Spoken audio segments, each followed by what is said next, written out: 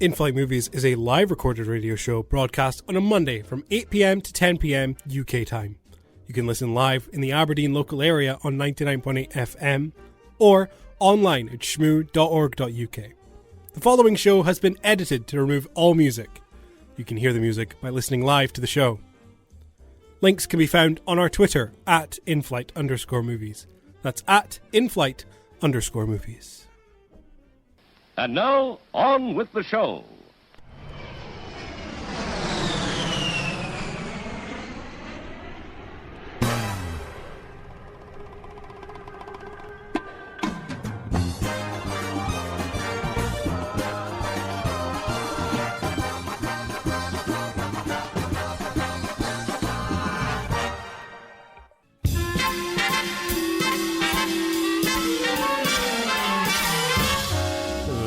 That's right, ladies and gentlemen, you are listening to another installment here on In-Flight Movies on Shmoo 99.8 FM. My name is Glenn, and in the studio with me is the lovely Ryan.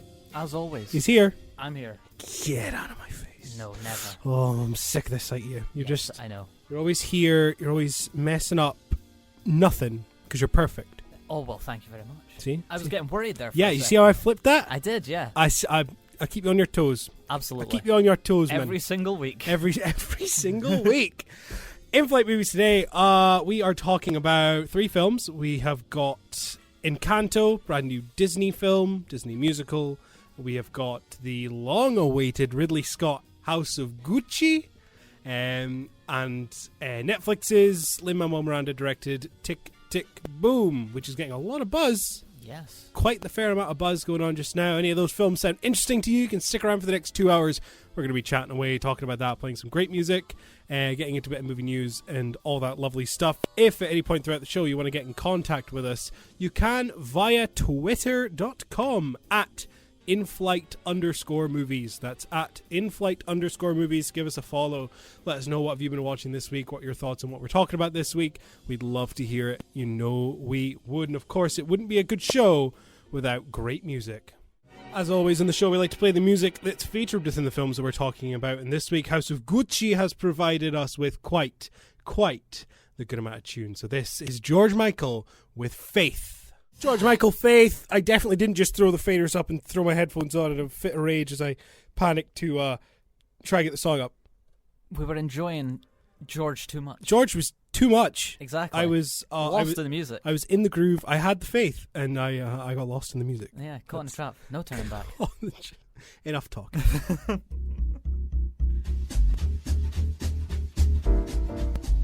The sweet sounds of jazz means the show is now in full swing as we get on with the show, and always on In-Flight Movies, we like to do news. Beep, beep, beep, beep, beep. News time. We're never going to get a jingle for that. No. It's never going to happen. No. Right, news this week. Honestly, nothing big. No. It's kind of like just little things going on here Yeah, and there. yeah.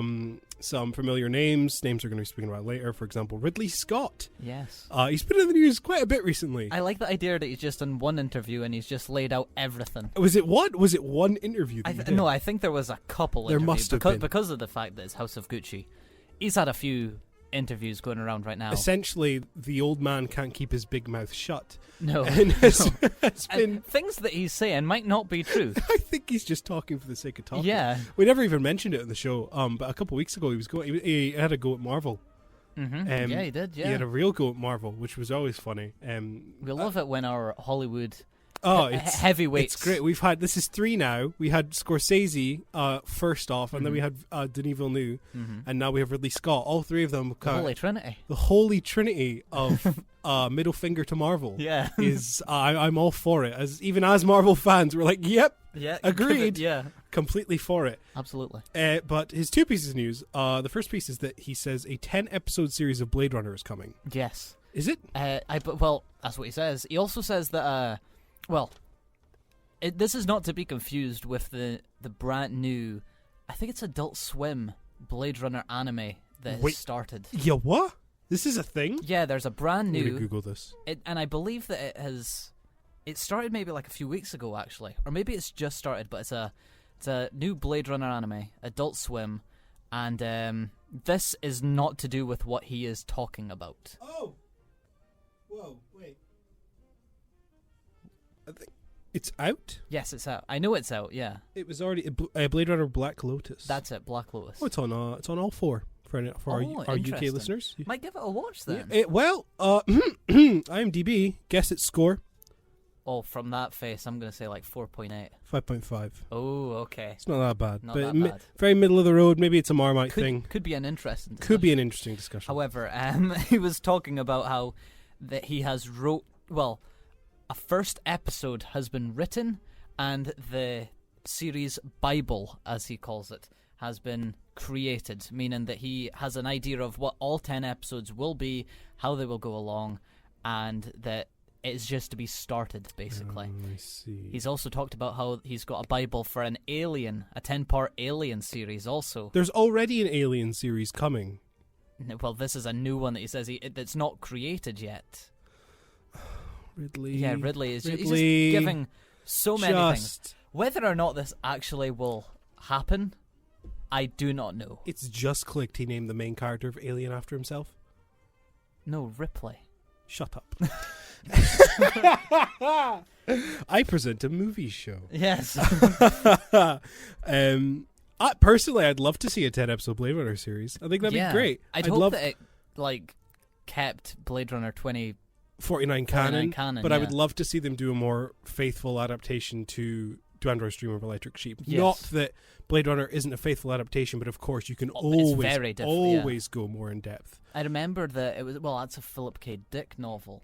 Yes. And funny, Philip. mature. There was a TV show on Channel 4 a few years ago back now, maybe like 6, called Electric Dreams. Oh my god, you've just awoken a memory in my head. It was called Electric Dreams, Yes. and it was like an anthology show in which each episode was like an hour or an hour and a bit long, and it was different Philip K. Dick novellas and like short stories. That was actually really interesting. Not all of the episodes landed for me, but I do definitely think that 2017 on a TV show. Yes. Yeah. I do definitely think there's a lot there to be done for a TV show variant that you could do Android's Dream of Electric Sheep really well as a TV show. Hell of a cast. But I really don't know about Ridley. No, to be honest. I think Ridley. From now on, judging from what we're going to be saying about House of Gucci, I think the man is starting to lose it a little bit. Well, Alien Covenant was the first hint. Is that the first hint? For me, I feel like Alien Covenant's a bit like wacky. I've never seen Alien Covenant. I have not. The first Alien film is my favorite horror / sci-fi film. Yes. I love it to bits, and it's still incredible. Oh god, it's amazing. Nothing can take that away. And from I've them. seen Aliens. Yes. And that's as far as I've went, and I'm scared to go any further. Yes. I don't want to see 3. Don't want to see, what is it, Resurrection? Resurrections. Yeah. Is Resurrection 3 or is Resurrections the 4th one? Resurrections is 4. Is it even called Resurrections? It might not even be called that. And then there's Prometheus. Prometheus is really good, actually. Well, I've heard that's a Marmite thing. Yeah, that is a Marmite thing. I love it, though. I think that is really good. I wish he actually had the guts to follow along with that story, but he didn't. Covenant. And Covenant, yeah. Oh, well.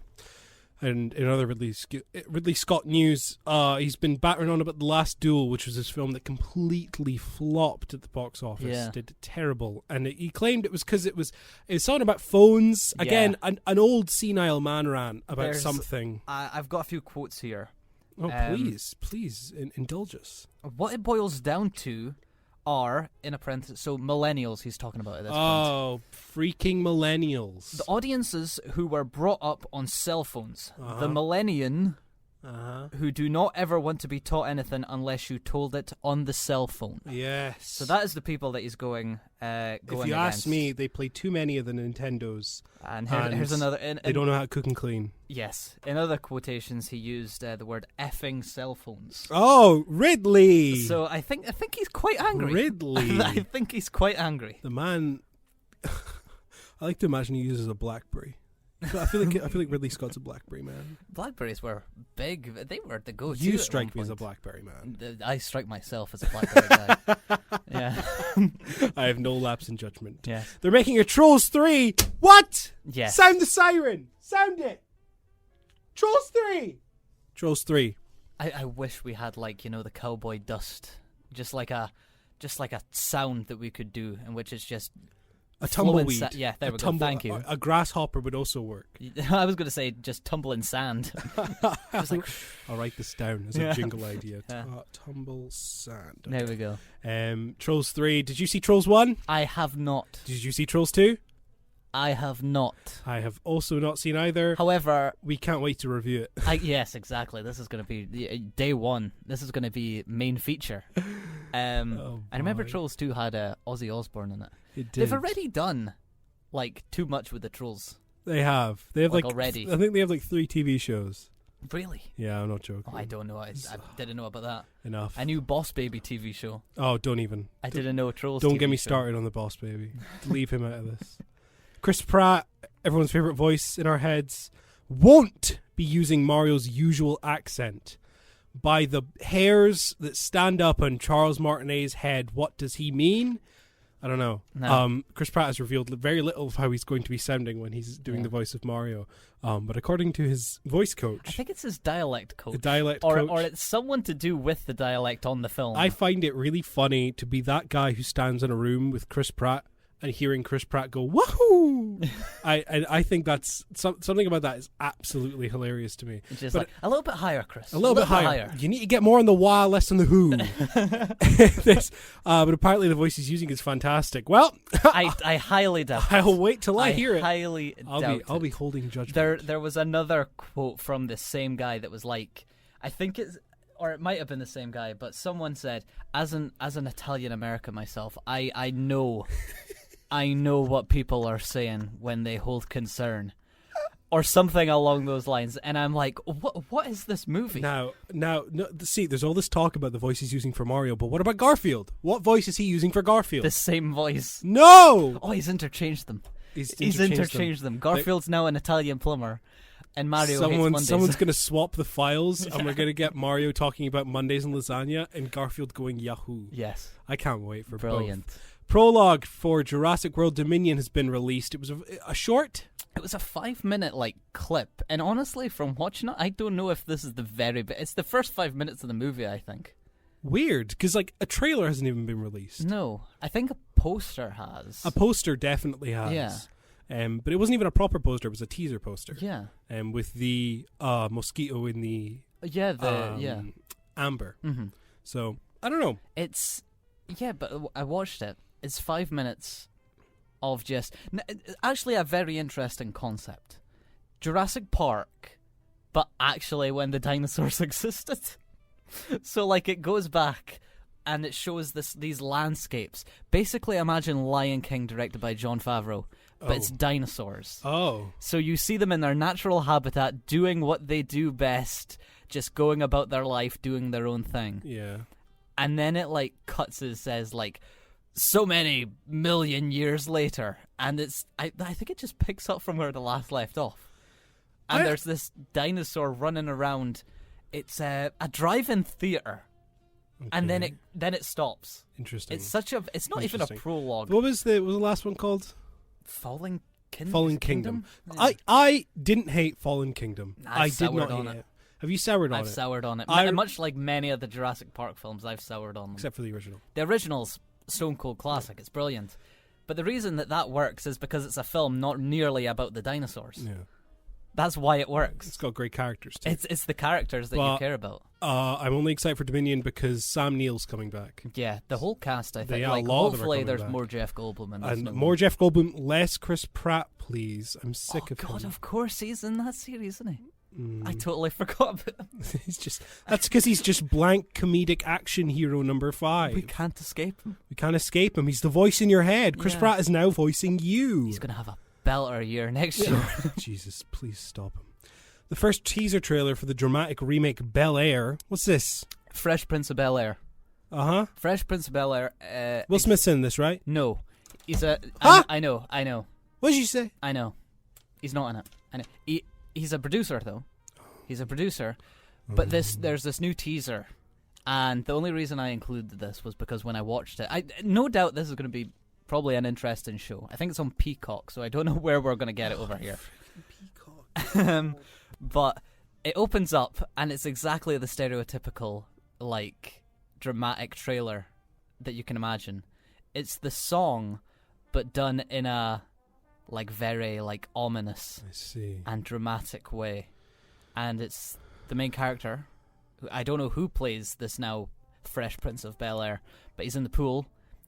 His throne is down at the bottom of the pool, and he's away to sit on it, and his crown lands on his head, and it's coming soon. No way. I don't know what this is going to be like. Man, am I excited. Yeah.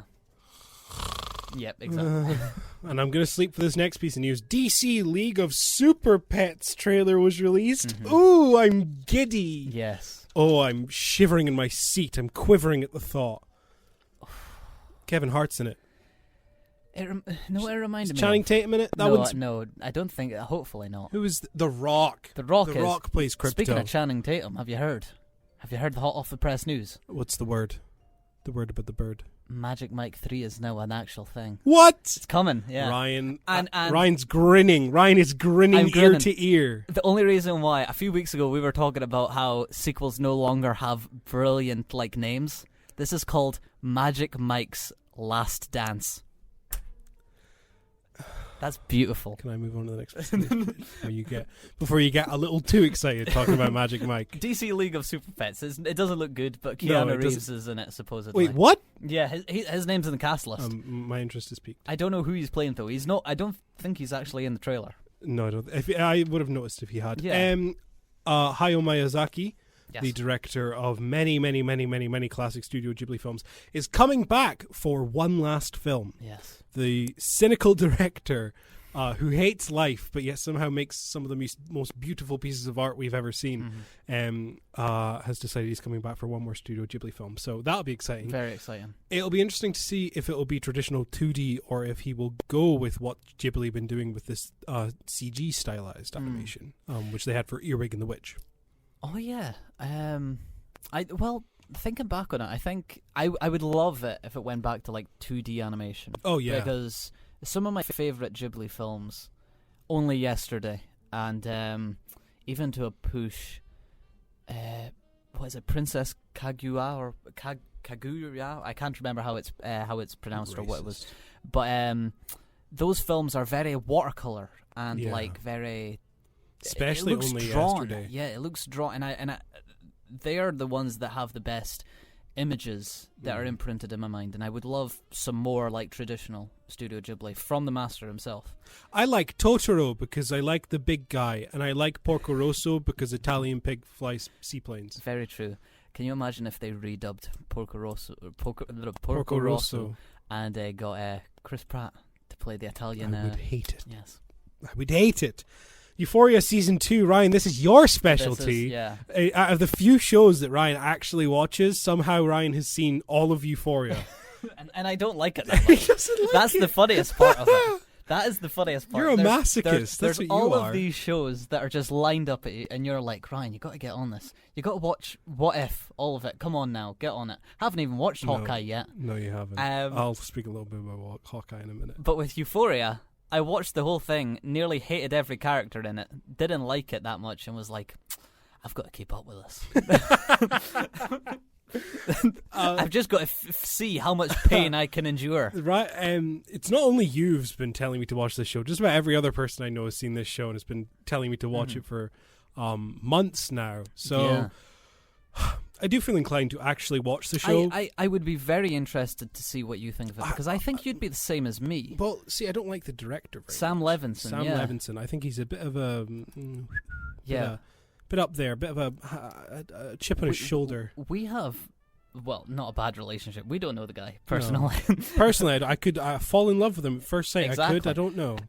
From reading his interviews, I don't think we would. No.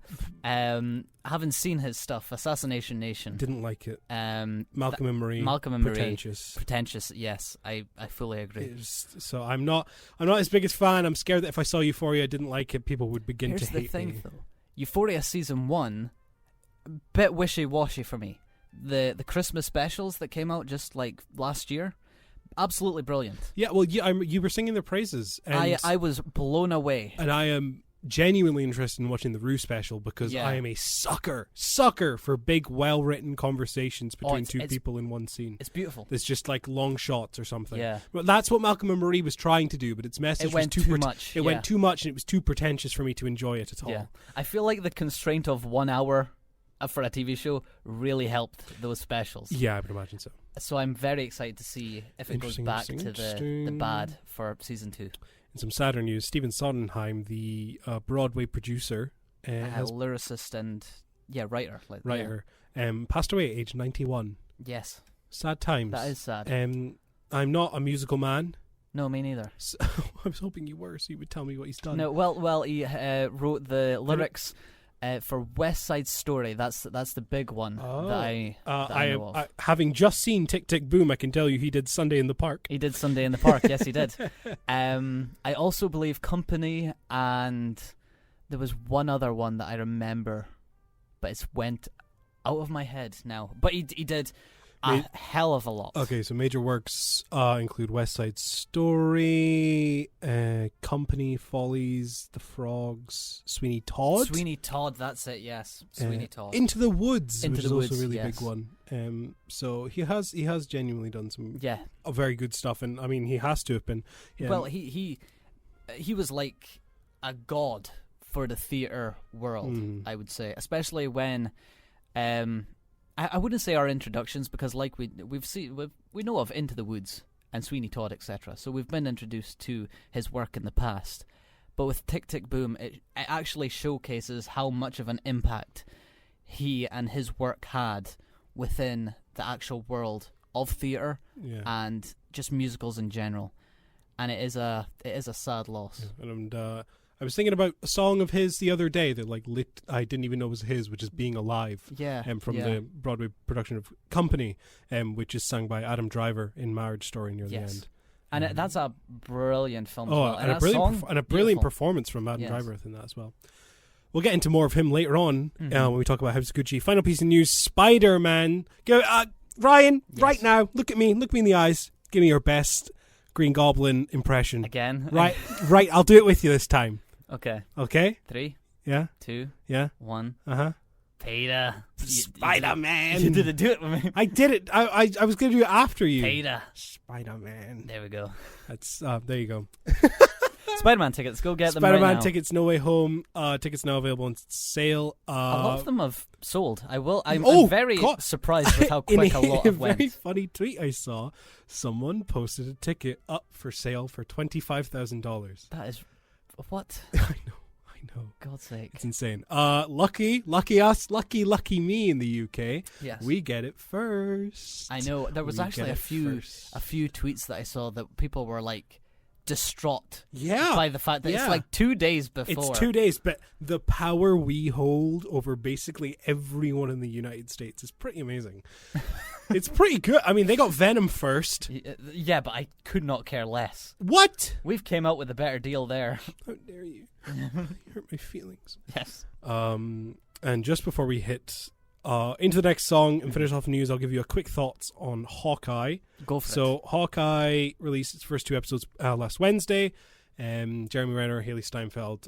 It's based on the 2013 comic run from Hawkeye, which introduces Kate Bishop as the kind of apprentice and eventual continuer of the Hawkeye legacy, and they're beginning that story as Jeremy Renner is kind of passing the torch to Haley Steinfeld, who's playing Kate Bishop. It's another Marvel show. This is what I would probably consider to be the absolute baseline midpoint of a Marvel show. These first 2 episodes are completely baseline, 5 out of 5. Kind of like the first 2 episodes of Falcon. A little bit like the first 2 episodes of Falcon. However, if what Falcon did good was continued its characterization very well, had good messages to it, and actually did something with that, and had pretty good action scenes. Hawkeye has decent action scenes. It's funny at points. It's interesting world building, post Endgame, especially within the first episode. It's quite interesting to see, but I don't know. It's very, very middle of the road. I don't feel a thing for it.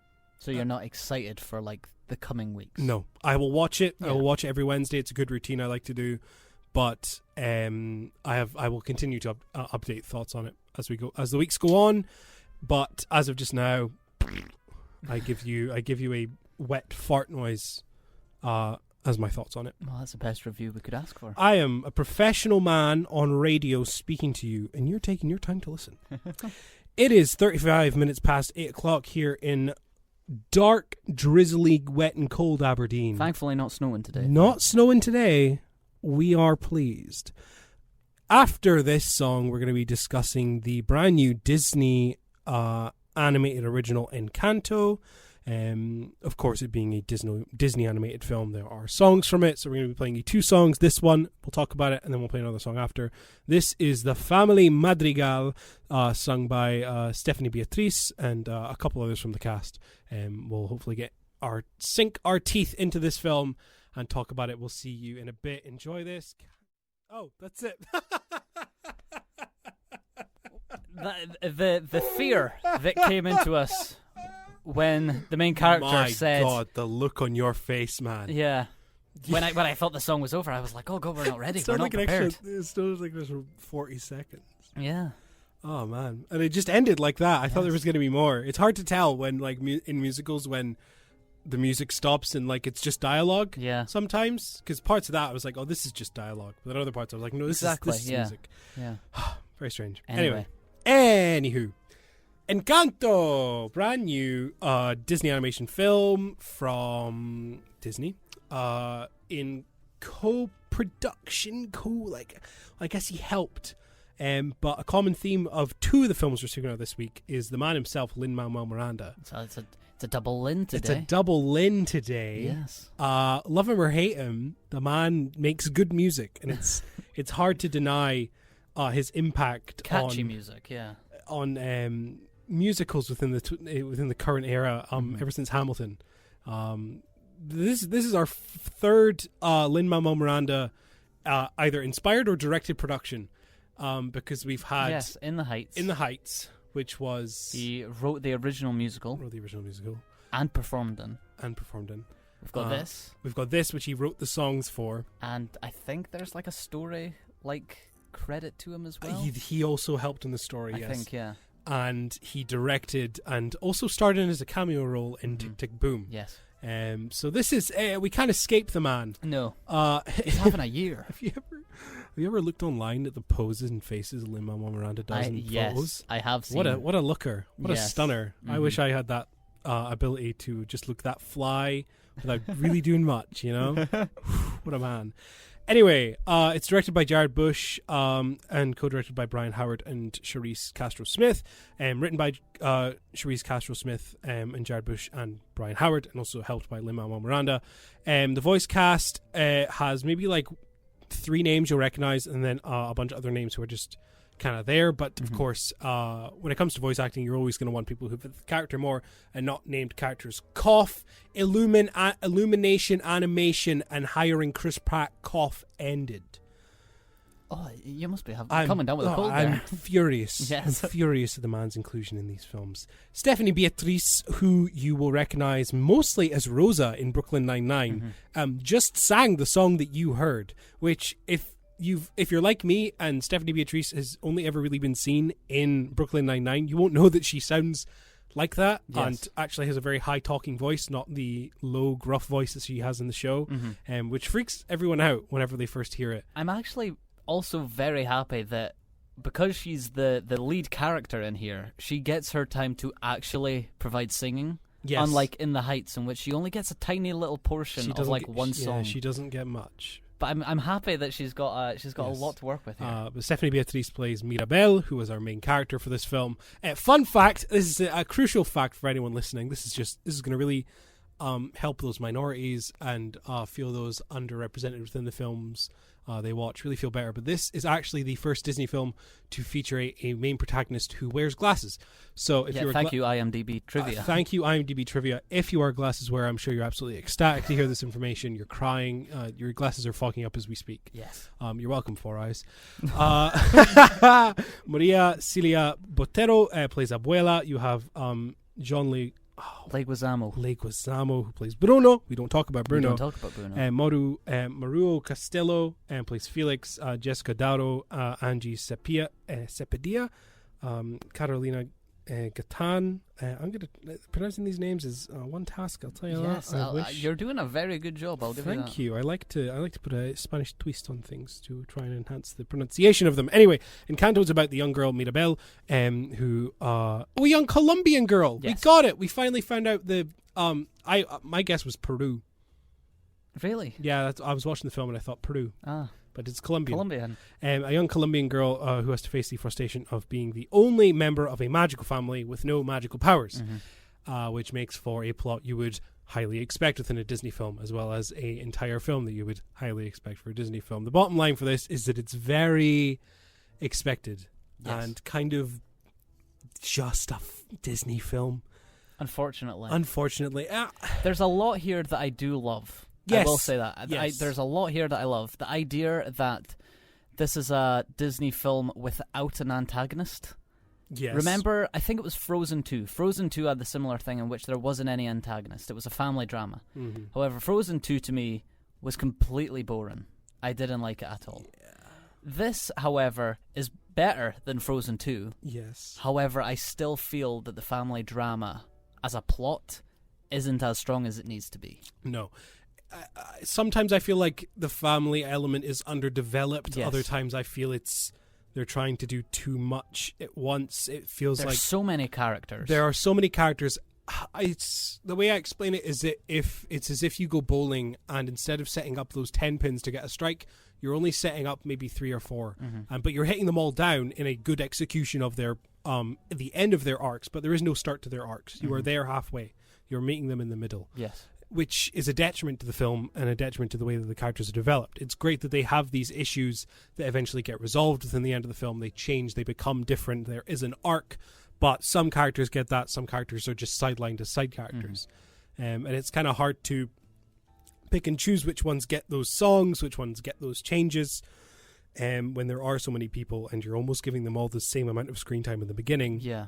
When in reality you should only really be focusing on 1 or 2. And there's a few side characters that really only get maybe like a joke here and then a little bit of a line in a song. There's so many characters that feel left out, whereas the message behind the film is that everyone is important. Yeah.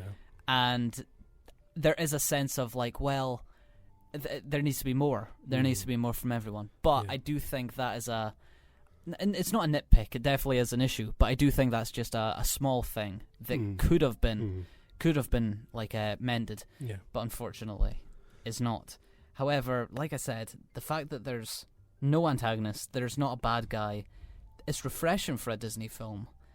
But what was the last Disney film for you that is actually a standout? Coco. I think that's Pixar. For me, it's Moana. Yeah, for me, it's Moana. Jinx. Moana was a standout, but I think Moana was a standout because it was one of the better Disney films we had gotten since Princess and the Frog.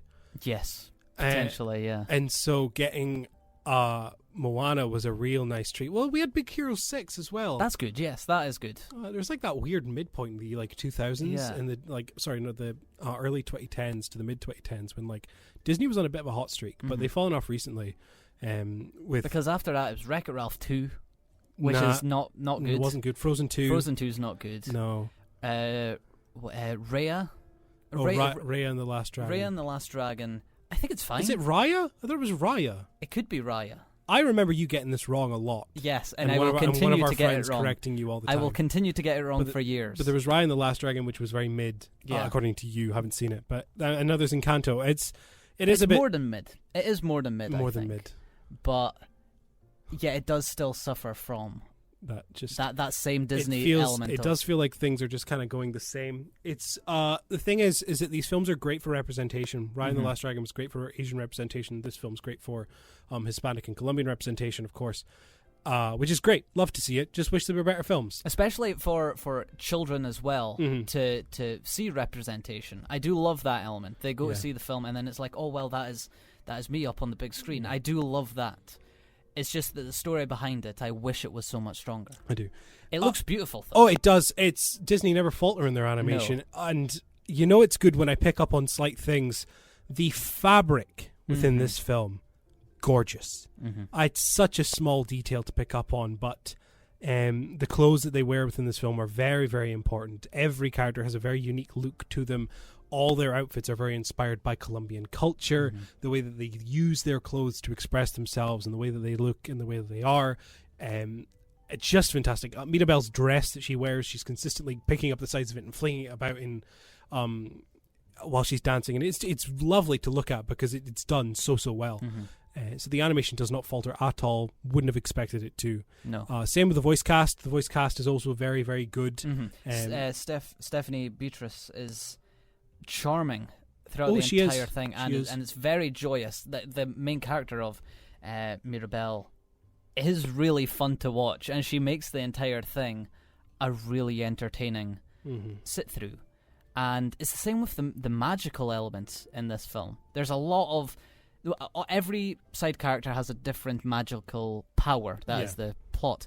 But then when you see the magical powers actually on the screen, they're really fun. They are really They're fun. really fun to watch and really fun to There's a character witness. who's shape-shifting. The way that they animate his shape-shifting is very fun. Yes. They play around with it quite a lot. Like there's, like they said, a character who controls the weather, representing her emotions. Quite obvious, but they use that for a good few jokes. And it's still fun. It's still enjoyable. I don't think I was ever bored throughout the film. No. I never wanted it to end. It was just, I want, you know what I mean? But it was never, I wasn't gagging for the end of this film. It was just what it was, and I enjoyed it for what it was.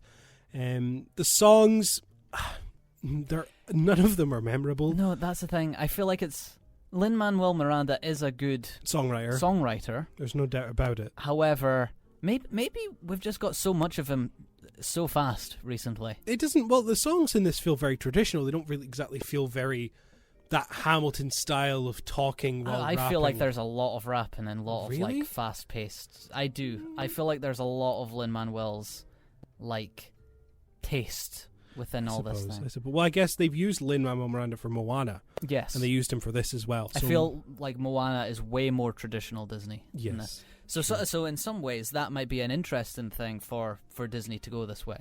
So if you don't watch anything of Lin-Manuel Miranda, you go to see this. It's a fresh new take. Yeah. And the songs are cool and they're catchy. There's one thing that Disney are doing with their films now that I'm enjoying a lot. Yes. And that is that when they are doing these song sequences, they are taking the song outside of the scene they're within and doing much more interesting visual spectacles when they're doing this. There are two songs that are doing that. The one that's sung by the strong sister Louisa, her song, the entire sequence of that is good. Yes. It's really, really good visually. The song is not bad either, but the visuals that you get throughout that song are great. And it reminded me of the song, the best Disney song ever to exist, Lost in the Woods from Frozen 2. Of course. That entire sequence being a like White Snake, in like a White Snake Chicago style rock power ballad. The visuals within that are great because they harken back to that kind of like style of music video where everyone's like singing like fists in the air, and it's just good. Visual like callbacks to actual music videos that is the best thing that Frozen 2 has offered cinema. And I'm so glad to have saw that on the big screen. Yes. But I like that they do that for a few songs in this, and it's really, really good. But excuse me, I'm not yawning. It does sometimes feel like it's all just kind of meshing, which is a bit of a shame. But I don't expect the same brilliance that we've been getting for Disney for so many years at this point. I'm just expecting kind of this, and this is borderline, you know.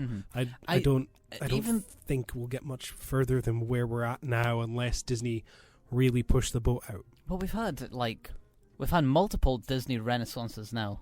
We have. So like there was Disney like at their peak greatness when they originally started, and then just going hit after hit, which we're now seeing remakes for all of them. Yeah. Then in the 90s there was Little Mermaid, Lion King, Aladdin, Beauty and the Beast, like another like hit after hit. And then they went down again in the 2000s. And then it came back with like Big Hero 6, Wreck-It Ralph, Moana, like Frozen. Yeah, exactly. They came back with the big hitters. Another renaissance. So I think we're now in that period. We're now in the dip. That it's like there will be great films. This is a great film. You know what I think will be really, really good? The Turning Red Disney film. I don't know if that's Pixar or if that's just Disney. I actually can't remember. This is the 60th Disney animated film as well. It says at the very beginning. Oh, and there's also a short film before this starts, which I actually really enjoyed. Turning Red is Pixar, ignore me. But yeah, this is the 60th Disney animated film, which blows my mind knowing that Tangled was the 50th, and that was how that long ago, yeah. 2008, right? What? No, I think it would have been later than that, surely. I don't know. But yes, I think it's a decent enough Disney film. Better than how do you pronounce it? Raya? You saw the film, Ryan. Yes, I know. Raya. It was 2010. Tangled was 2010. Last Dragon, better than that one, but better than that one, huh? And better than Frozen 2 as well. You remember Onward? Oh, that was Pixar. That was and Soul Pixar. was Pixar. A brilliant film. But yes, Encanto. What's the next? I'm trying to see what the next Disney film is, but they don't have one. Oh, Searcher Clade, which comes out in 2022. Never heard of it. Which I don't know anything about, but we're getting 2 Pixar films next year because we're getting Turner Red and Lightyear. Oh yes, of course. I'm rambling as I look on Wikipedia now. Right, no more. We're going to play another song. This one is also from Encanto. This is We Don't Talk About Bruno. This one was picked by Ryan. This is one of his personal favorites. I find this one fun, and the sequence within this film, much like how you said the Louisa's song changes everything. This one is a visual spectacle as well. He's also very good. Bruno is one of the better characters in the film as well. I think so. He has this fun quirk where he does superstitions as he walks about. Mm-hmm. So he's consistently knocking on wood and throwing salt behind his shoulder, which I think is really fun. That small bit there. Encanto, it's fine for the family if you want to go see it with young kids and stuff. Mm-hmm. Magical, adventurous. It has songs, great for Hispanic representation. Absolutely. Yeah. Go see it if you like Disney, man. Yeah. We're not going to stop you. It's very, make your own mind up for that. Yes. Who are we to tell you? Who are we but men on radio? Anyway, this is We Don't Talk About Bruno, and then when you come back after the news and after another song, we'll be talking about House of Gucci. House of Gucci. Oh, Lady Gaga's here. Lady Gaga's here. She's not. It's just me. Don't worry, guys. But we'll be talking about House of Gucci. We're excited to see you by then. See you in a bit. And now, on with the show. Eurythmics. Or Annie Lennox. Who sings? Annie Lennox. Oh. Who used to live down the road. Actually, kinda, yeah. Yeah, what? Used to live in the skyscraper behind my grandma. That's no word of a lie. Is that no word of a lie? No word of a lie. No word of a lie. Annie Lennox. You cross your heart. Cross my heart. Hope to die. Father, son, House of Gucci. House of Gucci, yeah. You are listening to In-Flight Movies here on Shmoo 99.8 FM. This is your captain speaking. My name is Glenn. And with me is my co-pilot, the lovely Ryan. As always. He's here. Still here. He's here. He's cheery. Will he be cheery for much longer as we delve into House of Gucci? It's 7 minutes past 9. We have been on for an hour. We discussed the news. We discussed Encanto, that's it. And now we are delving into House of Gucci. Yes. Brand new Ridley Scott film detailing the trials and tribulations of the Gucci family and the relationship with the Patrizia Reggiani in the 70s, 80s, and 90s. Can you believe it? Can you believe it? This film spans 3 decades. And we didn't even know. My God, Ryan, this film is a total mess. This film is a mess. Leading up to... I remember when the first image came out. Oh, what a glorious time. Adam Driver and Lady Gaga. And Adam Driver was standing there in his white turtleneck. Yeah. And Lady Gaga was holding on to him with her big, puffy black hat. And they were standing in the Alps. And that photo was released. And it's like a postcard. And everybody went, whoa, I want to see this film. I think everyone went a little bit more than that. Everyone went insane for how they looked in this film. And rightfully so. Star-studded cast, literally star-studded with actual Academy Award winners and nominations. You've got Lady Gaga, who plays Patrizia Reggiani. I'm having so much fun pronouncing these Italian names. I can tell. Oh my God.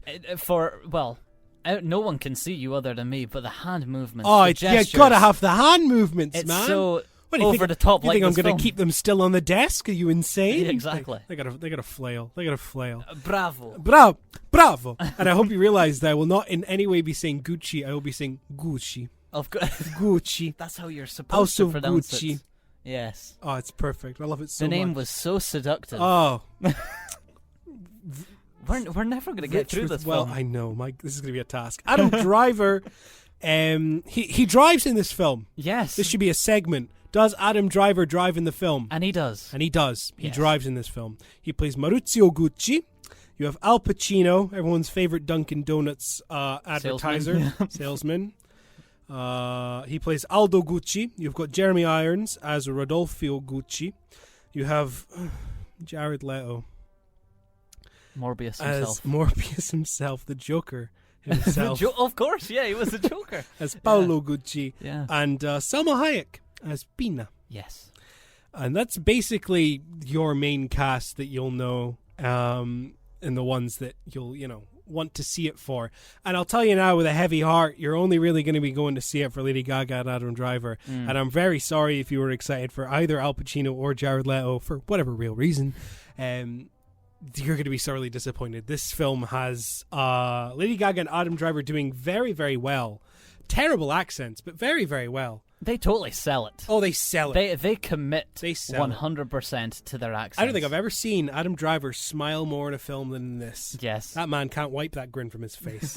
It's gorgeous. And his hair. Oh, my God, his hair. Always on point. Oh, I wish I had his hair. Yes. And I think la- everyone does. And Lady Gaga has some fabulous assets. Yes. Lots of great jewelry. The two of them on screen, their chemistry throughout the film is very, very good. From their first scene together to their very last scene together, everything is done very well for them. They are great. Are they Oscar-worthy great? No, but they are very good. I feel like Lady Gaga goes through she goes through the motions. She does. From the very introduction to her very final scene. I actually do think if you were to give like a very over-the-top performance an Oscar nomination this year, she's the one to give it to. I do think she For sells it. actress or supporting actress? Actress, yeah. Because she carries this film She does. for a lot of the time. As much as I enjoyed Adam Driver in this, if you were to pick an Adam Driver role from this year, I believe it would be from Annette. Annette, wouldn't I it? love him from Annette. I think, yes. Still yet to see Annette. It's so bizarre. I really want to. I love a bonkers. bizarre film. So bonkers. So I'd love to see him in that. But Adam Driver's having a good year, I will say. Adam Driver has a good year.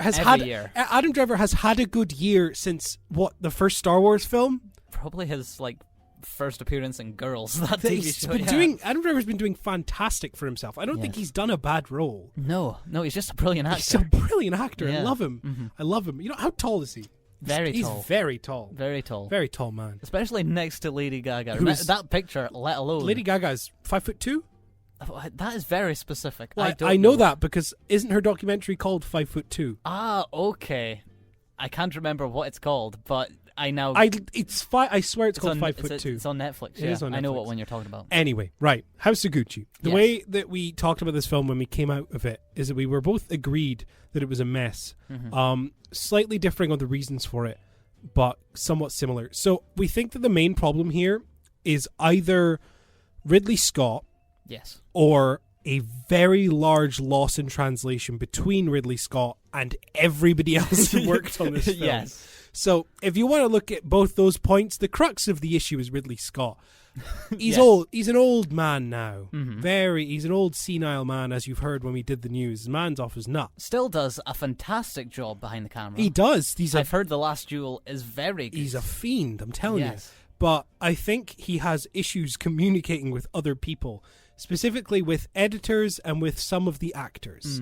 This film's editing is borderline god-awful.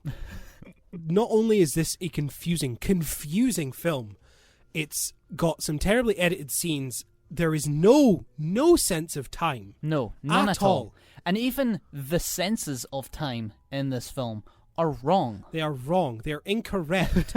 There are scenes with characters who are revealed to have died next to scenes of other characters taking place when they are dead. Yes. It's so strange. There is no sense of time.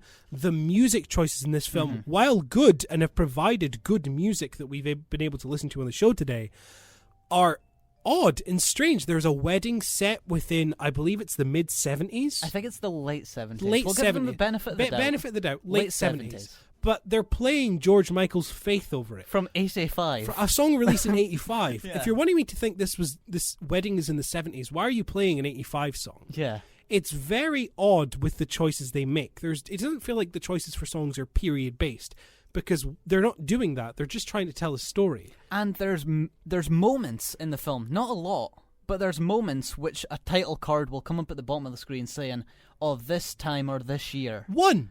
It's one moment. Is it one moment? It's one moment at the very end. I thought there was a couple, and I was like, this is bizarre how there's only a couple. When it happened, I instantly thought, why is this the only one we've got? Exactly, yeah. And it's not even a relevant thing, because it does what it is relevant. It's relevant, but it does what most films do, where the very start of the film is actually the end. Yes. And then by the time you get to the end, you realize it's the end, because it's what you saw first. Mm-hmm. It's the end. But it's not as if when the film opened, it gave you a date, because if it did, then the date they give you at the end would be relevant. But it's not. I don't know. It's so weird. It's so weird. Al Pacino and Jared Leto. Terrible. Okay, actually who do you want to bad. go for first? Al Pacino. Let's go for Al. Let's go for Al. Yeah. Let's go for good old Al. Al Pacino is still a fantastic actor. Absolutely. As seen by his performances in stuff like The Irishman. And was it that Hunters? Oh yeah, Hunters. Yeah, the Amazon Prime show. Yeah, he was good in that. Al Pacino was still a good actor for his late age. I don't know what happened with him and Ridley Scott, but something happened here, and he's not good. I think there's elements of a good performance in here, but there's always you've got Al Pacino giving a very reserved performance, but then you've got Al Pacino in Heat, and Al Pacino in Heat is just Al Pacino off the chain. Yeah, just let loose, devil's advocate Al Pacino. Yeah. This is like that kind of Al Pacino, but trying to be reserved. Yeah. It's strange. It's very strange. So it's like Scott has said, give me the heat and intensity of, let's say, devil's advocate, but restrain it to maybe Godfather level. Yeah. Doesn't work. It doesn't work at all. It's very, very all over the place and strange. He has a few good scenes. There is standout scenes. There are standout scenes with Al Pacino in which he does well. There's one where he's signing a contract that's actually quite good. Yes. But that's about it, and the rest of them are just very boring, I suppose. He does most of the time in his scenes, he's doing the same thing, he's saying the same things, he's doing the same poses and actions, and I don't know, it doesn't really add anything. Yes. And don't even get me started on Jared Leto, man. No, we have to. Jared Leto sucks. Bonkers. I don't know what he's doing. No. Cracking cocaine, possibly. He's in a completely different movie from everybody else. I don't know if Ridley Scott took him to the side and went, listen here, Leto, go crazy. Yeah. Just go mental. Because that's what he's done. Yes. He's so over the top in every pronunciation, in every action he does, in every single scene that Jared Leto is in, it's a comedy. Yes. Because he's so ridiculous. And everything he says is so over the top to the push where you're like, it's got to be a bit of humor. It has to be a bit of humor. Yeah. There has to be a joke there. But it's in a film that's encapsulated with serious moments. Yes. There are scenes where characters will sit down and discuss, like, taxes and the profits of Gucci. And it's like, you have this, but then we also have a scene in which Jared Leto is screaming and his scream becomes a car horn. Yes. Because it's a scene transition. We'll get to Jared Leto in a bit, but you've just reminded me. Have you read Tom Ford's review of House of Gucci? No, I'd love to, though. Tom Ford famously found, let's say, and started with the designer brand Gucci. Which you see within the film. Which you see briefly within the film. But Tom Ford himself has become a film director, and he directed and wrote Nocturnal Animals, which was one of my favourite films of that year, that came out. I think he's an incredible director. So he knows what he's talking about when he discusses films. And this is just like some bits off of the opening paragraph of his review, which I do recommend everyone go read. But it says, I recently survived a screening of the 2-hour and 37-minute film that is House of Gucci. It is a very long film as well, but we'll get to that a little bit later. The shiny, ambitious, beautifully filmed and costume tale of greed and murder is stunning by the sheer number of stars that have been cast. The movie rivals the nighttime soap Dynasty for subtlety, but does so with a much bigger budget. The film is, well, I'm still not quite sure what it is exactly, but somehow I felt as though I had lived through a hurricane when I left the theatre. Oh my God. Was it a farce or a gripping tale of greed? I often laughed out loud, but was I supposed to? And those questions are... everyone should be asking those questions. He has essentially encapsulated exactly the points we're making. This film doesn't know what it wants to be, and I think Ridley Scott doesn't know what he wants this film to be.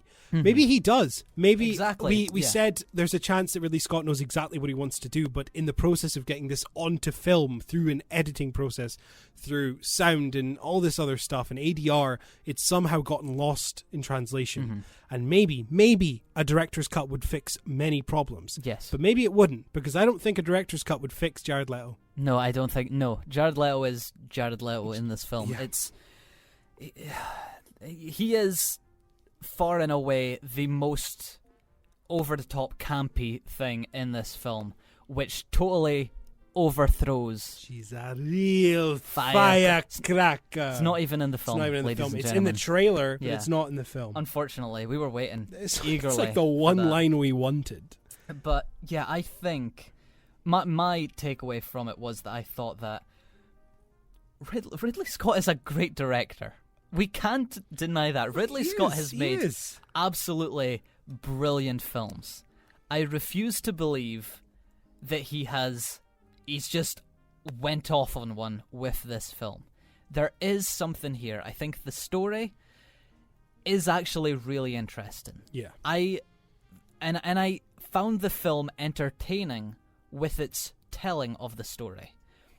But as it states in that Tom Ford review, and it goes through the entire thing, it's a tale that is real life, and it's a tale of murder. Yeah. It is dark, it is gritty, and Ridley Scott's lens, let's say, his vision, comes through like that. This is a very washed and clinical looking film. It looks along the lines of All the Money in the World, another Ridley Scott film, which is really good. It looks like that, and I'm like, okay, you've set this scene, you've set the way that it looks, and it's a story about murder.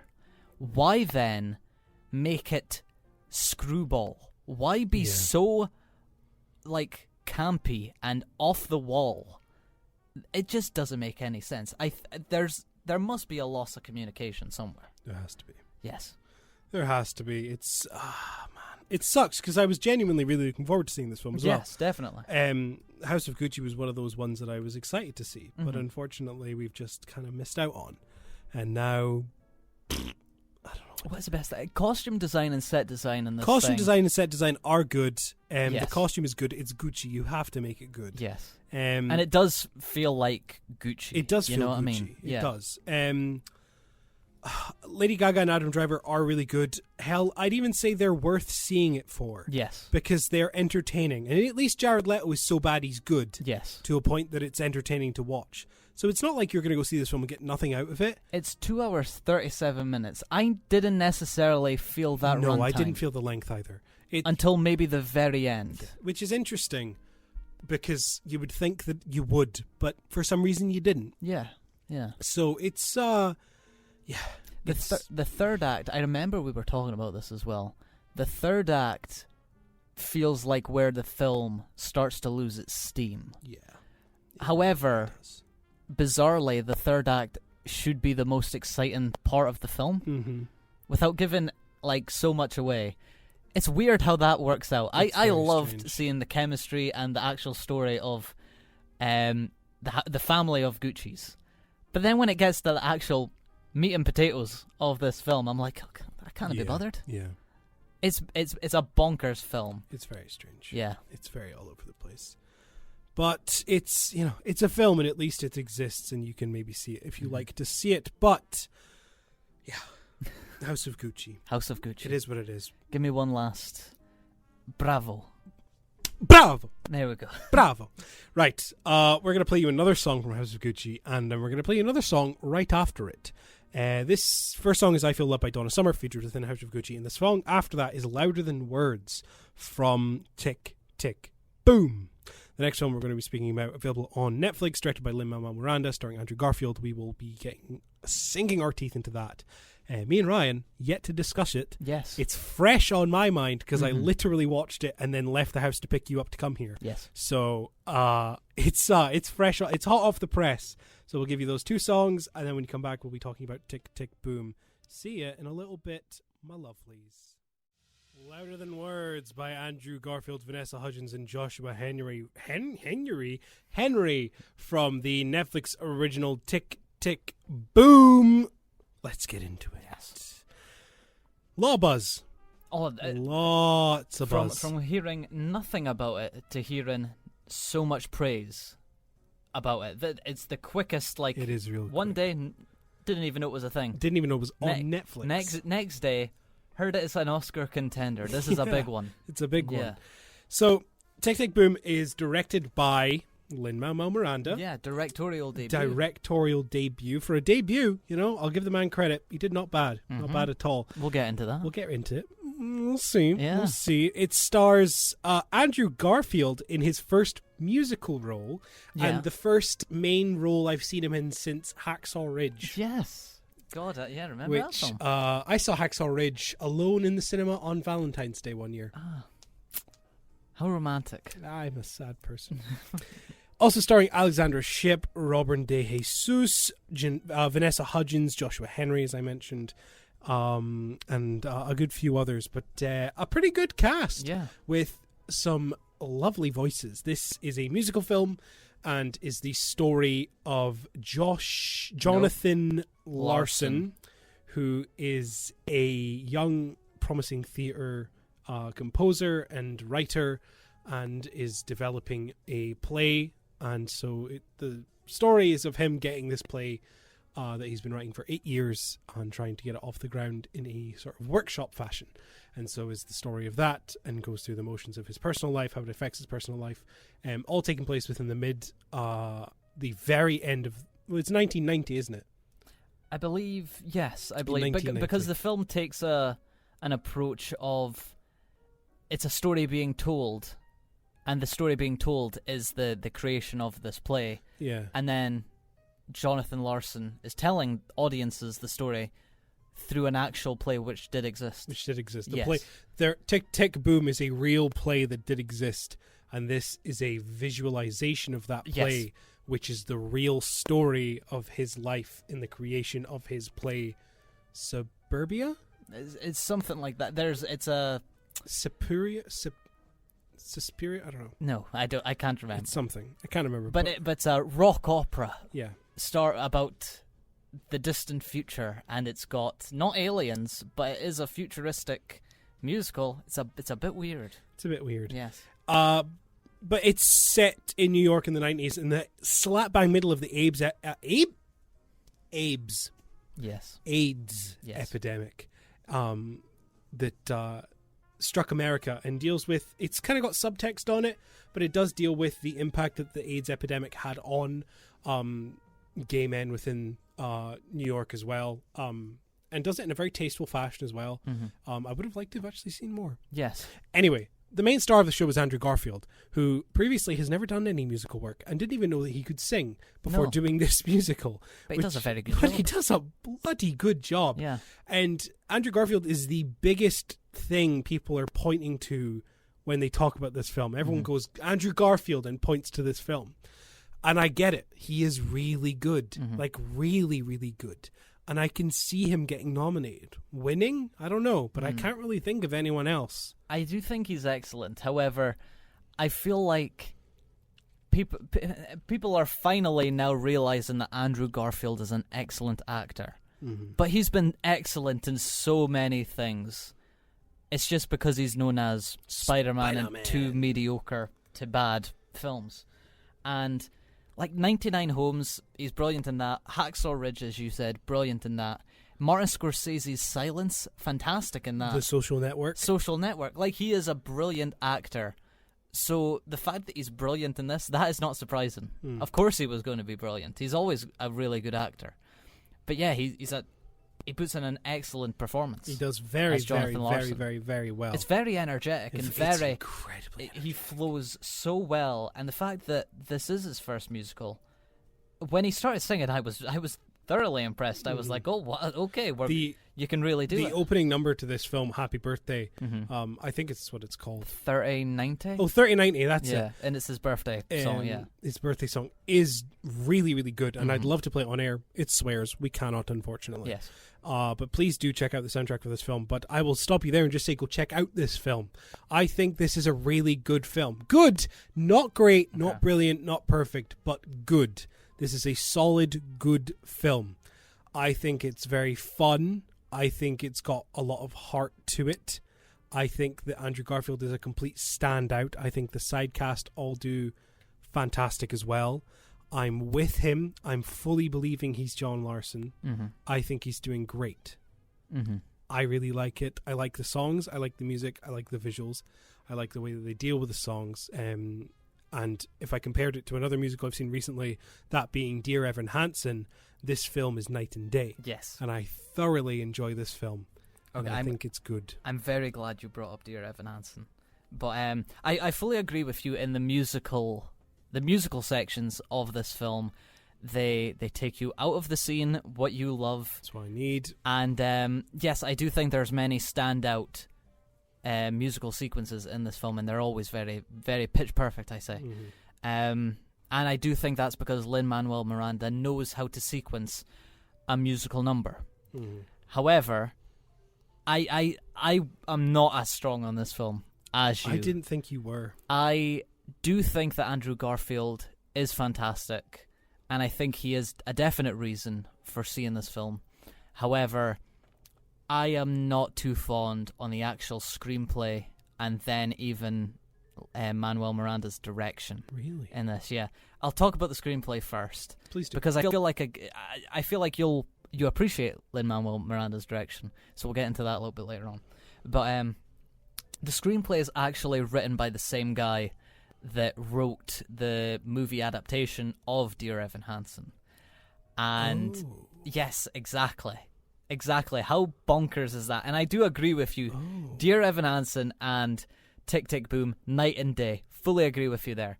So it makes me think that the reason why I hate Dear Evan Hansen is fully because of its actual main element. Not from what the guy did as a movie adaptation. Yeah. I just don't like that story, straight up. But with this, I feel like my problems stem from the fact that I either A, don't know enough about Jonathan Larson or musical theatre in general, or the fact that the screenplay takes it as that these situations that's happening with Jonathan Larson are things that are just normal to happen, and you should respect him for what he's doing. And I'll get into what I mean.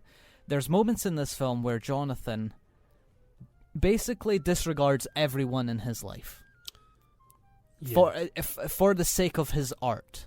He's been doing this musical for 8 years, and it's a huge thing for him. It's his dream. He wants to follow it, but in the process, he disregards everyone, all of his friends, his girlfriend, etc. And obviously, the film depicts that as not a good thing, and that is shown and that is showcased. And without spoiling anything, it is dealt with. However, I definitely feel like it takes the fact that Jonathan Larson, who was the creator of Rent, the very famous musical, it takes the idea that Jonathan Larson and his story is so brilliant, and I don't think that it deals with the fact that he's been not a nice person to these people very well. I don't think it showcases a comeuppance.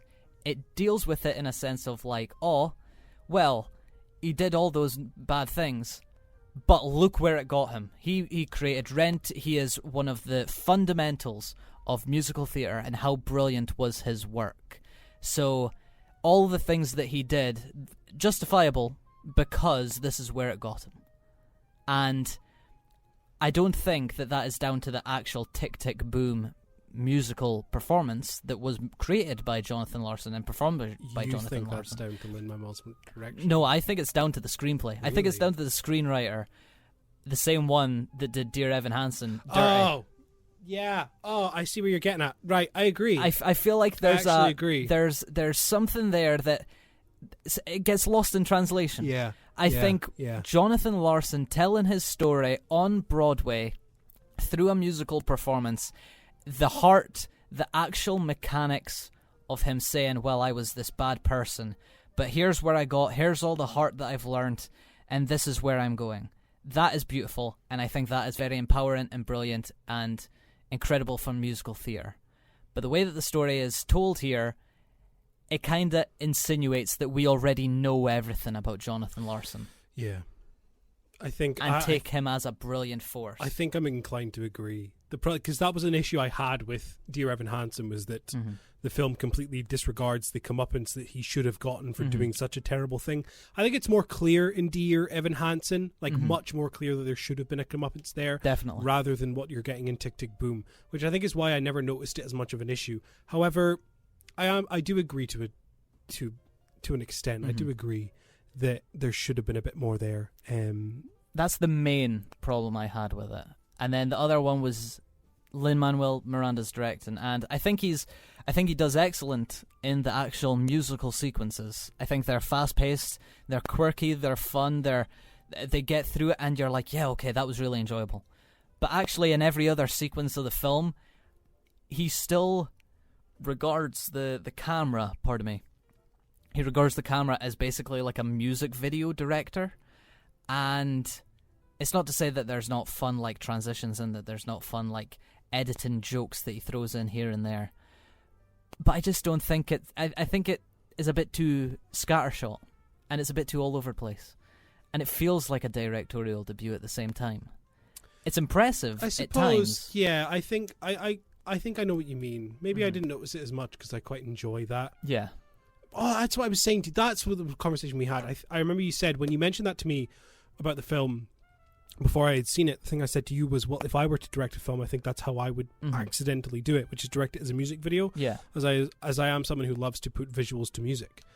And maybe that's why I never noticed it and enjoyed it so much, was because it was exactly what I think I would like to do. Yeah. And it's what I like. So I think that's why I never noticed it as much as you did. Very interesting.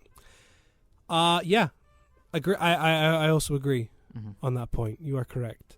I don't think it'll do big on anything maybe other than original song.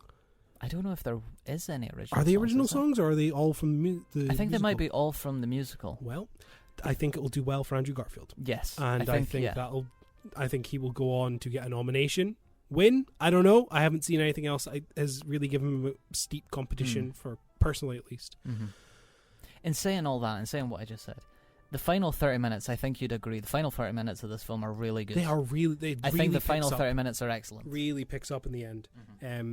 It really... Because it's got more heart to it, and situations happen, and it's less of Jonathan Larson being a neglectful person to his friends, and more so mending that relationship with people, which does get better. The songs are more heartfelt. There's less... The camera is more still. It's giving you breathing room rather than going da-da-da-da-da all over the place. So I agree. I agree with what you say. Yeah, I still liked it. Yes, and of course. I would still recommend it to people. I don't think it's as good as, I don't think it's absolutely annihilating sliced bread like everyone else is saying it is. But I still like it for what it is, and I still think people should watch Tick, Tick, Boom and enjoy it as a musical. It's one of the better musicals I've seen this year. I will agree with you there. Because you don't get many in a year, and this is probably the best one I've seen in a while. For a visual on-screen musical, that is, considering how much I hated Dear Evan Hansen and how middle of the road Encanto was. This is certainly done well, even more so than In the Heights, and In the Heights wasn't that good either. It was okay, but you love musicals, do you? I think I do. I think I'm too shy to admit to it. Yeah. But I do like a musical. I enjoy them. You're warming to them. I'm warming to them. That's Yes. a good way to put it. I am. But yeah, that's been Tick, Tick, Boom. It's on Netflix, available to watch. If you have a subscription, you can easily check it out and give it a watch, we would highly recommend that you do, as it will be probably one of the main discussion points surrounding Oscar season next year. So, yeah. And to get even more hyped and to convince you to see it even more, we're going to play you another song from this. This is Johnny Can't Decide, once again performed by Andrew Garfield, Vanessa Hudgens, and Joshua Henry. So enjoy this, and we'll see you in a bit. Johnny Can't Decide from Tick Tick Boom, available on Netflix to watch now, starring Andrew Garfield and a handful of others. It's our recommendation of the week, I would say. Out of the films, yeah, I'll agree. Out of the 3 films we've seen, I will agree. I would highly recommend you see Tick Tick Boom, Yeah, right? It is fun. Yeah, it is fun. We have sad news. Sad news to tell you. Please play the sad jazz. It's not very, sad? Yeah, it's not very sad, is it? They're happy that we're not going to be here. I don't know why. Anyway, yeah, we're not going to be here next week. Sorry, cry about it. We're not going to be in the show next week. Me and Ryan are taking a holiday. Yes. We're going to be in Edinburgh. We've just started this thing up again. We just started this. We're taking like a holiday already. 4 or 5 shows in? I would say 6. 6? I think 6. God, time flies. Yeah, it does. But we're going to be taking 1 week off because we are going to Edinburgh and enjoying ourselves a holiday. Plus, to be fair, there isn't much out. So No. I don't think we would have much to talk about if we did have a show. It would be very dry. So giving it 2 weeks gives us plenty to see and plenty to talk about. Most notably, we're seeing The Matrix. Yes. The original Matrix in IMAX. Oh, I'm so when excited. we go to Edinburgh. Me and Ryan are giddy about this. Yeah. We are absolutely giddy for this. So when we go to Edinburgh, we're going to be seeing The Matrix in IMAX, which is awesome. The new Resident Evil film comes out in between the 2 weeks that we're going to be doing. That will be away until our next show. Ryan, giddy of this as well. You have no idea how excited this man is to see this film. He thinks it's going to be absolutely terrible. Absolutely garbage, terrible. Yeah. But he's very excited for it, aren't you? I'm a big Resident Evil fan.